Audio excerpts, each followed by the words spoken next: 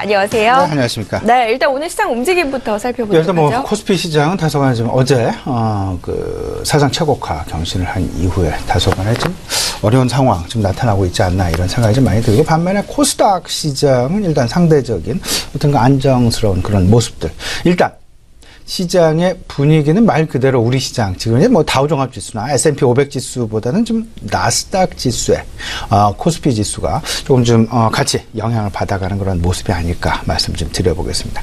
지난밤 미국 증시 간단하게 좀 돌아보게 되면요, 나스닥 증시가 그 약보합 마감을 보이면서 소위 말하는 기술주들, 아마존도 그렇고요, 페이스북도 그렇고, 구글도 그렇고 한 1% 내외의 하락. 결국은 이에 대한 가장 큰 우려감, 가장 큰 어떤 그 시장 내에서 이슈 내지는 노이즈는 결국은 실적 정점에 대한 논란이다라는 말씀, 이 자리를 통해서 우리 시청자 여러분과 여러 차례 말씀을 나눈 바가 있었습니다. 이 부분 역시 아직까지도 크게 달라지진 않았고요. 시장에 지금 현재 두 가지 의견이 분분합니다. 첫 번째는 미국에서 기술주 논란, 기술주에 대한 실적 정점 논란, 따라서 그에 대한 대안으로 우리나라에 지금 상장되어 있는 삼성전자를 비롯한 LG전자, SK하이닉스, 소위 말하는 IT 기술주들이 미국 빵 주식에 대한 대안으로 부각이 되고 있다라는 의견 한 가지. 두 번째, 지금 현재 한창 미국에서 진행이 되고 있는 2분기 실적 정점 논란이 우리나라 시장에도 머지않은 시간 안에 찾아올 가능성이 높지 않겠느냐라는 다소간의 조금 좀 우려감 섞인 그런 부분들도 시장 내 잔존을 하고 있다라는 부분. 이 두 가지 분명히 좀 나뉘어지는 그런 모습이 아닐까라는 생각이 드는데요. 저는 우리 시청자 여러분께 실적 시즌, 일단 2분기 실적에 대한 기대감은 상당 부분 높습니다. 이 부분에 대해서 석유화학도 그렇고요, 건설업종도 그렇고, 은행업종, 그 다음에 IT 업종, 자동차 업종까지 다 실적에 대한 어떤 그 긍정적인 분위기 지속되고 있긴 하지만, 분명한 것은 그 다음에 찾아올 2분기의 좋은 실적이 과연 3분기에도 이어질 수 있겠느냐 없겠느냐, 소위 말하는 실적 정점에 대한 논란이 미국으로부터 우리나라로도 영향을 미칠 가능성이 상당 부분 높을 것이다. 그러기에 2분기 실적 다음 주면 이제 시작을 합니다. 이렇게 되면 실적 시즌을 전후해서 조금은 좀 일정 부분 수익을 한번 실현을 하고 넘어가는 그런 전략이 조금 좀 긍정적인 전략이 아닐까라는 또 말씀을 좀 드려보고요. 한 가지 더 말씀을 드려본다면 실적 시즌, 일단은 조금은 좀 중장기적인 관점에서의 시장 접근이 아닌 조금 좀 단기적인 관점에서의 시장 접근이 유효하지 않겠느냐라는 부분, 다시 한번 좀 강조해드리고 싶습니다. 이 배경에는요, 두 가지가 있습니다.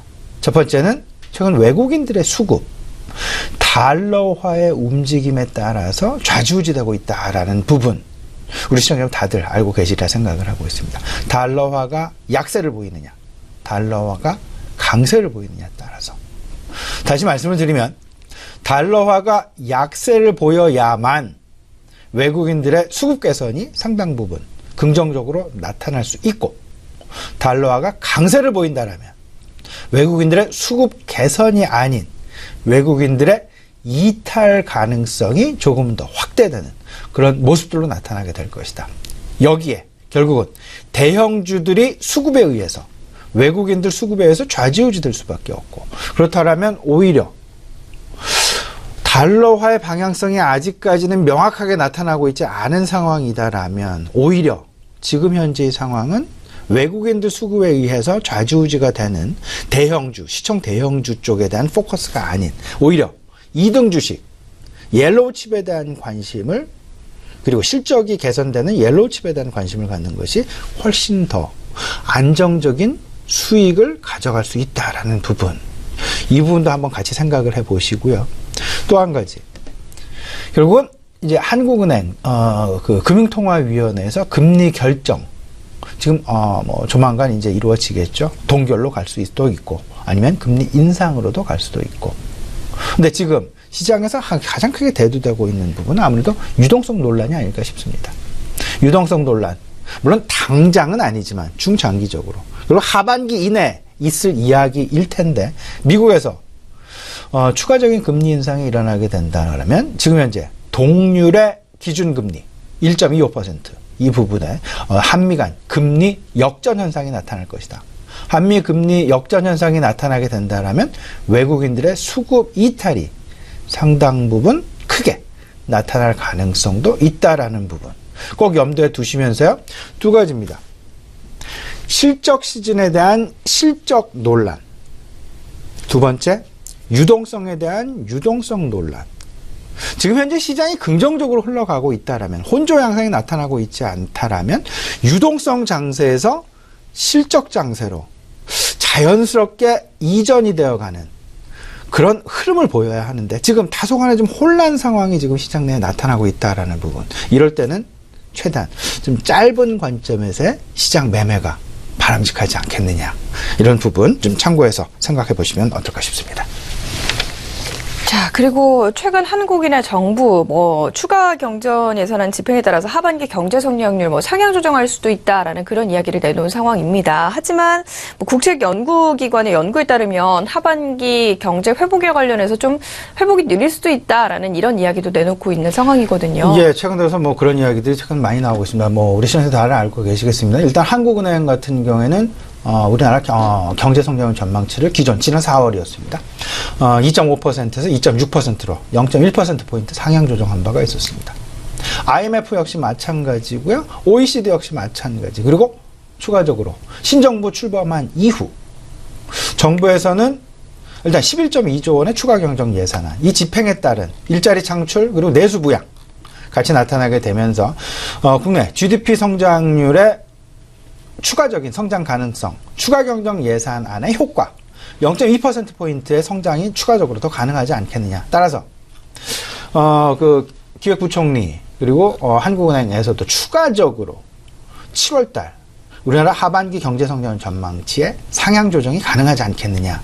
이런 부분에 대한 립서비스 이미 시장 내에 내놓은 바가 있었습니다.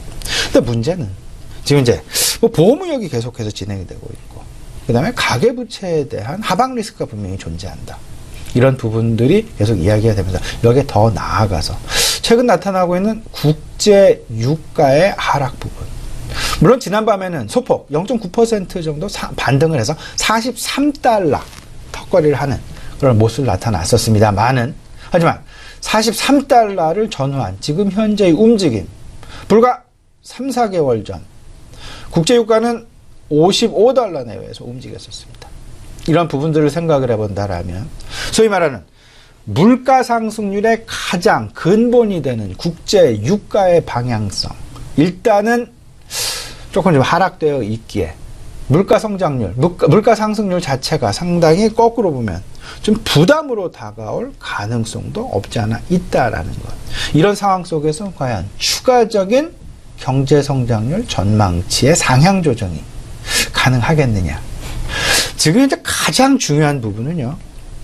달러의 방향성, 앞서서 말씀드린 그거 한 가지랑요. 두 번째, 실물 시장에서는 국제 유가의 방향성이 결국은 지금 현재 시장의 흐름을 가장 중심선에서 그 갈림길로 만들어 놓을 수 있을 것이다 라는 부분 꼭 좀 확인을 하셔야 될 것 같고요. 다만 이제 그 2분기 실적 시즌이 임박을 하고 있죠. 이와 관련해서 하반기, 그러니까 3분기, 4분기 그 업황에 대한 기상도를 좀 보게 된다라면 조선업종, 건설업종, IT업종, 석유화학업종 등등해서 긍정적인 그런 부분들 상당 부분 많이 지금 이야기가 되고 있습니다. 근데 저 개인적으로 두 가지 좀 말씀을 드리고 싶습니다. 첫 번째는 조선업종에 대한 수주가 계속해서 늘고 있다는 것이 정말로 지금 현재 상황에서 15년 사이클이 이제 시작되었다라는 이야기들도 많이 나오고 있습니다. 조선업종 관련해서.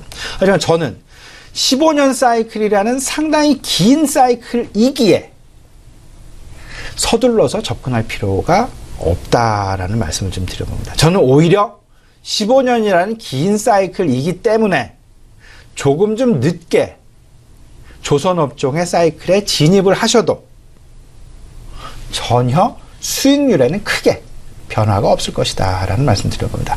제가 확인하고 싶은 부분은요. 결국 조선업종 인력 관련해서 고용 관련해서 확실하게 구조조정이 끝났느냐 안 끝났느냐가 결국 실질적으로 우리 투자자들한테 조선업종이 호황 국면으로 턴어라운드 하고 있는, 소위 말하는 불황을 끝나고 바닥에서 이탈하는 그런 과정으로 힌트를 제공하는 가장 중요한 힌트일 것이다라는 부분 다시 한번 말씀을 드리고요. 아직까지 조선업종 그리고 조선업종의 그 하청업체들 아직까지 인력 관련해서 고용 관련해서 구조조정 절대 끝나지 않았습니다. 너무 섣부른 기대감이 아닐까라는, 업황 개선에 대한 기대감이 아닐까라는 말씀 좀 드려보고요. 두 번째, IT 업종. 지금 현재 미국에서 시작된 지금 현재 그 가장 기술주에 대한 지금 논란, 이 부분의 중심점에는 2분기 실적 정점에 대한 논란이 가장 중심에 자리 잡고 있다라는 점.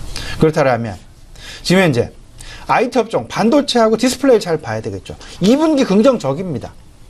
하지만 2분기 긍정적인 상황이 미국과 같이 2분기를 꼭지로 해서 3분기부터 흘러내릴 것이냐 안 흘러내릴 것이냐 가장 중요한 포인트일 것이다.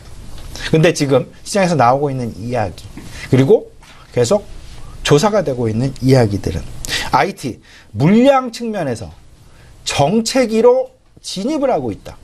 성장에 이미 둔화는 되었고 이 성장 둔화를 지나서 정체기로 진입을 하고 있다. 그렇다면 이제는 가격의 변화가 나타날 수밖에 없다라는 부분. 이 부분, 그렇기에 제가 시장에 이렇게 말씀드리는 부분은 짧게 차익 실현 일단 좀 하고, 그리고 실적 시즌을 전후로 해서 짧은, 특히나 이때까지 시장을 주도해 왔었던 그런 업종군을 중심으로 해서 짧은 매매가 오히려 바람직하지 않겠느냐 말씀을 좀 드려봅니다.